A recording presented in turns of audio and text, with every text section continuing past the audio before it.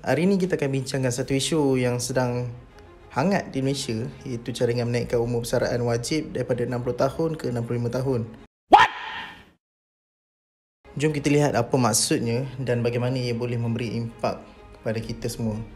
Seperti yang kita tahu, umur persaraan rasmi di Malaysia pada masa ini adalah 60 tahun untuk kebanyakan sektor, termasuk sektor awam dan swasta. Namun baru-baru ini kerajaan Malaysia sedang mempertimbangkan untuk menaikkan umur persaraan ini ke 65 tahun. Cadangan ini datang daripada beberapa pihak termasuk Perdana Menteri dan Menteri di Jabatan Perdana Menteri. Mereka berpendapat bahawa pada usia 60 tahun ramai individu masih sihat, bertenaga dan mampu menyumbang tenaga kerja. Jadi menaikkan umur persaraan boleh membantu mengurangkan beban kewangan negara dan memanfaatkan pengalaman serta kepakaran pekerja yang lebih berumur. Antara kelebihan utama menaikkan umur persaraan ke 65 tahun adalah: yang pertama, pengalaman dan kepakaran kekal dimanfaatkan, di mana pekerja berpengalaman dapat terus menyumbang kepada organisasi dan ekonomi negara.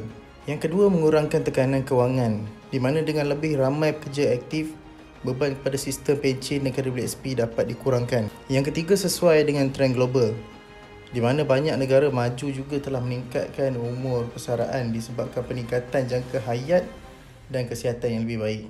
Walaupun ada banyak kelebihan, cadangan ini juga menghadapi beberapa cabaran, di mana peluang pekerjaan untuk generasi lebih muda, iaitu ada kebimbangan bahawa pekerja lebih tua kekal lebih lama dalam pekerjaan, menyebabkan peluang untuk graduan baru berkurangan.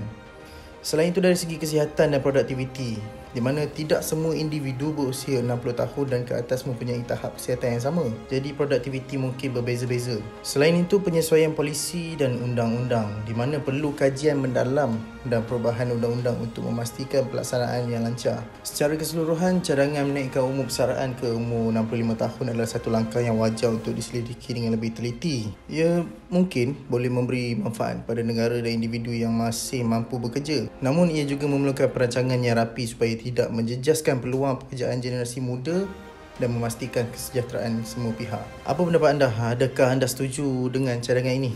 Sila kongsikan komen anda di bawah. Terima kasih kerana menonton. Jangan lupa like, share dan subscribe untuk lebih banyak video menarik. Jumpa lagi.